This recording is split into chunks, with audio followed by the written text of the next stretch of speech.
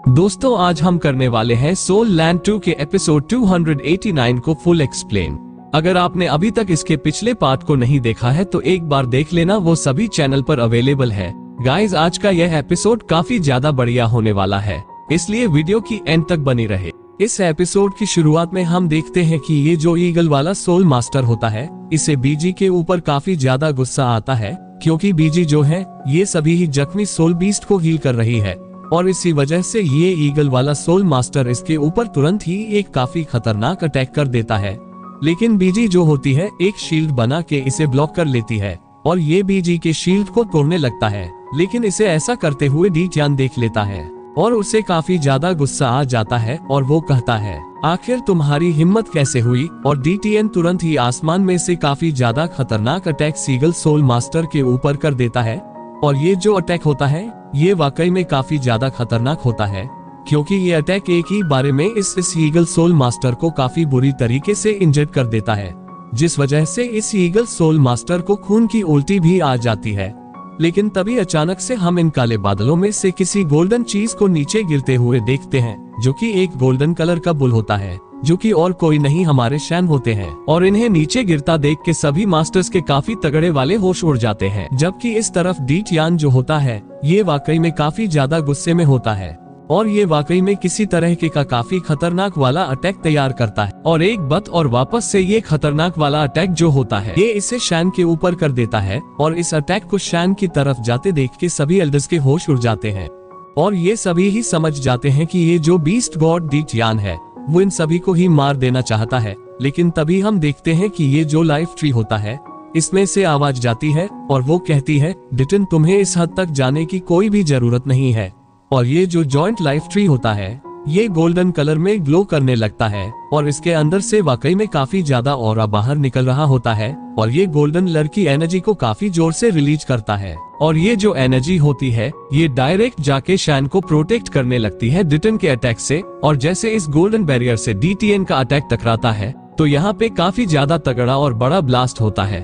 और तभी हम इस दुनिया के बीच में किसी ड्रैगन की झलक देखते हैं, और जैसे ही यहाँ से धुआं हटता है तो हमें यहाँ पे ड्रैगन गॉड डोलुओ मुल्लव देखने को मिलते हैं, जो कि युहाओ के साथ साथ पूरे श्रेक ही मास्टर हैं। और ये वाकई में गोल्डन ड्रैगन के फॉर्म में काफी खतरी लग रहे होते हैं, और ये डायरेक्ट डी टियान से भिड़ गए होते हैं। और मास्टर को यहाँ पे देखते सभी लोग काफी हैरान हुए कहते हैं, मास्टर अभी तक जिंदा है। जबकि मुलाव जो होते हैं ये कहते हैं कि डी टियान यहाँ तक कि वैसे मैं मर भी गया हूँ, लेकिन तब भी मैं हमेशा शरक को प्रोटेक्ट करूंगा। और तुम ये तो बिल्कुल भी मत भूलो कि हमारे श्रेक 7 मंस्टर की जो फर्स्ट जनरेशन है उसने हेवनेस की सारी लिमिट्स को तोड़ के हेवनेस से भी ऊपर उठ के एक गॉड बने हैं। तो क्या तुम्हें गॉड्स की पनिशमेंट से डर नहीं लगता है?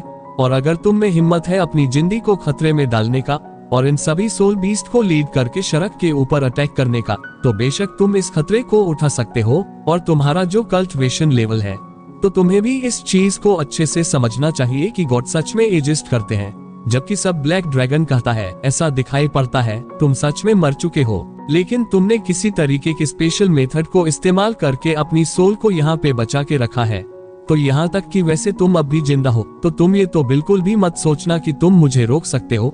और रही बात गॉड्स की, तो क्या हुआ अगर वो एग्जिस्ट भी करते हैं तो, और एक गॉड बनने का मेरा कोई भी इरादा नहीं है, तो आखिर मुझे किस बात का डर लगेगा। और तुम जिस शरक को प्रोटेक्ट कर रहे हो तो चलो मैं तुम्हें उसी के साथ डिस्ट्रॉय कर दूंगा, जिससे कि मैं 38 गोल्डन लान के सैक्रिफाइस का बदला ले सकूं। और इतना कह के डिटन अपनी किसी तरीके की पावर को इस्तेमाल करने लगता है। तो मलाओ कहते हैं, ज्वान जी ईट आउट, मतलब कि मलाओ ने 2 जनों के नाम लिए हैं। और इनके इतना कहते ही किसी तरीके की गोल्डन एनर्जी को हम शैन की बुल बॉडी के अंदर जाने लगती है, जिसकी वजह से ये जो गोल्डन बुल होती है धीरे धीरे करके चेंज होने लगती है। और हम देखते हैं कि इसके ऊपर एक आर्मरर आ गया होता है।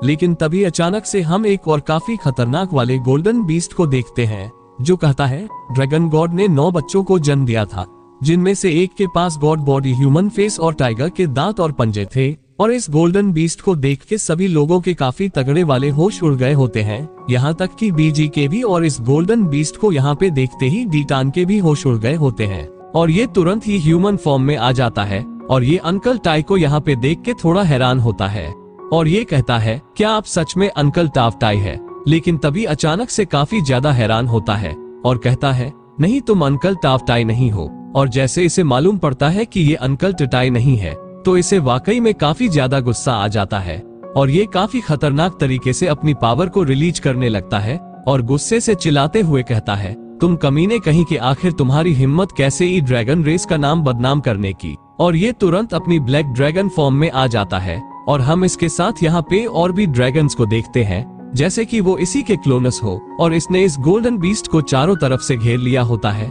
और ये किसी तरीके का काफी खतरनाक अटैक तैयार करने लगता है। और यहाँ पे जितने भी ये ब्लैक ड्रैगन्स होते हैं ये चारों तरफ से इसके ऊपर एक जैसा काफी ज्यादा खतरनाक अटैक चारों तरफ से कर देते हैं। हम देखते हैं कि दिन जो होता है इसने एक ही साथ काफी खतरनाक अटैक्स एक साथ ही जनला के ऊपर कर दिए होते हैं और इन अटैक्स को अपनी तरफ आता देख के ये जो गोल्डन लान होता है ये अपनी पावर को इकट्ठा करके एक अटैक को तैयार करने लगता है। तभी हम देखते हैं कि ये जो गोल्डन लान होता है ये इन सभी अटैक्स को भी निकल जाता है। इस चीज को देख के डीटान ब्लैक ड्रैगन किंग भी काफी ज्यादा हैरान होता है क्योंकि ये जो गोल्डन लान था ये काफी ज्यादा खतरनाक तरीके से डीटीएन की पावर की वजह से जो ब्लैक क्लाउड्स बने थे उन्हें निकलने लगता है और इसके साथ ही साथ डीटान की पावर को भी, जिसकी वजह से हम इस गोल्डन लाइन के अंदर से काफी खतरनाक वाला ऑरा रिलीज होते हुए देखते हैं। जबकि डीटान कहता है, तुम्हारी जो ये टेम्पररी पावर बढ़ी है तो क्या तुम्हें ऐसा लगता है कि तुम इसके दम पे मुझे ट्रैप कर सकोगे, और यहाँ तक कि अगर तुम मुझे यहाँ पे टेम्परेरीली ट्रैप भी कर लेते हो लेकिन तब भी ये ज्यादा समय तक नहीं टिकेगा। और फिर तुरंत ही सभी से अटैक करते हुए कहता है, सभी लोग अटैक करो और तुम्हारे सामने ये जो सिटी है इसे पूरी तरीके से तबाह कर दो। और जैसे ही यहाँ से सारे काले बादल हटते हैं तो सभी लोग ही काफी हैरान होने के साथ साथ खुश भी होते हैं।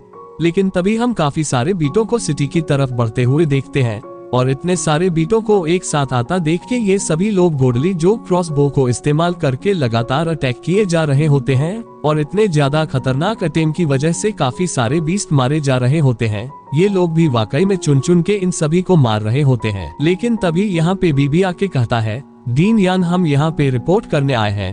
तो डीन यान कहते हैं, तुमने काफी बढ़िया किया, यहाँ पे आके रिजर्व फोर्स के तौर पे हमें किसी भी समय पे लड़ने के लिए पूरी तरीके से तैयार रहना होगा।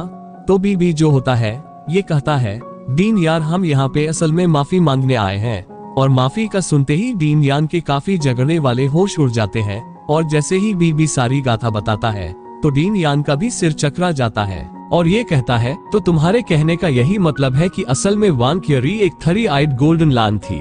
ये तो वाकई में काफी अमेजिंग बात है। और आखिर ये युहाओ कहाँ है और कब ये लौट के आएगा? तो बीबी कहता है, इस बारे में तो मुझे भी मालूम नहीं है और मैंने सीनियर नान सुई सुई से सुना है युहाओ वहाँ पे कुछ काफी इम्पोर्टेंट करने के लिए ही रुका था और जहाँ तक है उसने भी गैस कर लिया था स्टारडफॉर की तरफ से कोई ना कोई एक्शन लेने वाला है। और डेनियान कहते हैं, इन सब के बारे में अभी बात करने का क्या मतलब है, और चलो सबसे पहले इस सलबीटो की टाइट से लड़ते हैं। और क्या मैंने ये कहा है कि इन सब का दोषी युहाओ है, और जो कुछ भी क्यों ना हो हम युहाओ के लौट के आने के बाद ही सारी चीजें डिस्कस करेंगे। तो बी कहता है, डीनी यान तो अब हम यहाँ पे क्या करें? तो डीन यान कहते हैं, अभी के बैटल के अंदर तो हमें तुम्हारी कोई भी जरूरत नहीं है, लेकिन यही बेहतर होगा कि तुम टन सेक्ट के मेंबर्स अपने टन सेक्ट के सोल टूल्स को तैयार रखो और नए सोल टूल्स को बाद में इस्तेमाल करने के लिए तैनात कर दो, और इन सब की जिम्मेदारी भी तुम पे है। जबकि इस तरफ हम एक सोल्जर को सोल शील्ड को ओपन करते हुए देखते हैं, जिसके बाद ये शॉक बॉम्ब से अटैक कर देता है और इस बंदे ने जो पहले सोल शील्ड का इस्तेमाल किया था उस वजह से एक काफी बड़ी वॉल सा खड़ी हो जाती है, जिसकी वजह से सोल बीस्ट आगे नहीं बढ़ पाते हैं। और इसके बाद इसने जो शॉक बम का इस्तेमाल किया था उसकी वजह से काफी सारे सोल बीस्ट भी मरने लगते हैं। और हम देखते हैं इन सोल बीटों के बीच में वाकई में एक से बढ़कर एक धमाके हो रहे होते हैं, जिनकी चपेट में आते इनके चिथड़े उड़ रहे होते हैं। तो यहाँ पे ये जो गॉडेस होती है ये अपनी पावर को इस्तेमाल कर रही होती है, जबकि ये जो ईगल वाला सोल बीस्ट होता है ये भी काफी तेजी से आगे बढ़ रहा होता है। और तभी हम एक और सोल मास्टर को इसी तरीके की क्लॉक की एबिलिटी को इस्तेमाल करते हुए देखते हैं, जिसकी वजह से यहाँ का समय थमसा जाता है और इनके नीचे एक काफी बड़ी सी घड़ी अपीयर होती है। और जितने भी सोल बीस्ट इस घड़ी के ऊपर होते हैं वो सभी ही इस घड़ी के साथ ही पलक झपकते ही गायब हो जाते हैं। और इस चीज को देखकर सभी सोल बीस्ट काफी ज्यादा हैरान होते हैं, जबकि सोल्जर्स भी काफी हैरान होते हुए कहते हैं, ये तो कितनी ज्यादा अमेजिंग सोल स्किल है। और एक बारी देखो तो जितने भी सोल बीस्ट थे 5 मीटर के अंदर वो सभी ही गायब हो गए।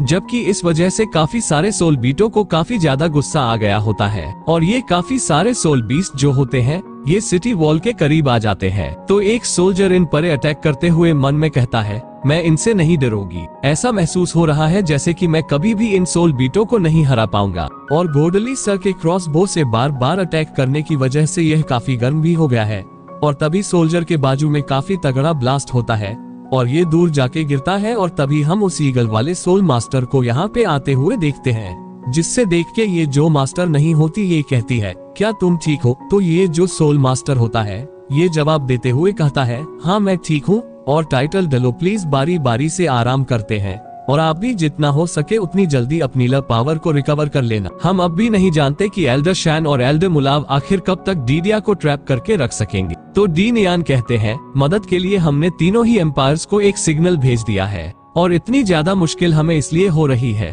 क्योंकि ये जो सोल बिश की वेव्या अचानक से आ गई, जबकि तीनों एम्पायर्स ने अपनी पूरी ताकत और अपना पूरा ध्यान सनमून एम्पायर के ऊपर फोकस कर रखा है, इसलिए उनके लिए भी यहाँ पे मदद भेजने में काफी समय लगेगा। तो ये जो मास्टरनी होती ये कहती है, सेरेक सिटी डिफेंस आर्मी में जख्मी लोगों की संख्या 500 तक पहुँच गई है और ये जो गडले जो क्रॉसबो है ये वाकई में उन्हें काफी बड़ा नुकसान पहुंचा रहा है और एक तरीके से हम ये सारा डैमेज ही गली जो क्रॉसबो की वजह से ही दे पाए हैं। इसलिए अभी के लिए हमारे पास यही ऑप्शन है कि हम यहाँ पे बैठ के रेनफोर्समेंट का इंतजार करें। लेकिन तभी अचानक से डीन यान जोते ये थोड़े हैरान परेशान होते हुए कहते हैं, अंधेरा होने लगा है और रात में तो इन लोगों को और भी ज्यादा फायदा होगा, लेकिन हम इंसान इनसे अलग हैं। लेकिन तभी आसमान के अंदर डीन यान किसी चीज को देखते हैं, मतलब कि आसमान के अंदर एक काफी खतरनाक सा सोल बीस्ट काफी सारे सोल बीस्ट को लीड करके यहाँ पे आ रहा होता है, जिससे देख के ये मास्टर नीवी काफी ज्यादा हैरान होते हुए कहती है, इस बारी तो ये बीस्ट आसमान से अटैक कर रहे हैं और ये तो देखो इन्हें बीजी के द्वारा लीड नहीं किया जा रहा है, बल्कि ये तो टॉप 10 सोल बीस्टों में 8th ऑर्डर का सोल बीस्ट है। और इसी के साथ हमारा एपिसोड भी यहीं पर खत्म होता है। अगर आप लोगों को वीडियो अच्छा लगा हो तो प्लीज चैनल को सब्सक्राइब और वीडियो को लाइक करना बिल्कुल भी ना भूले।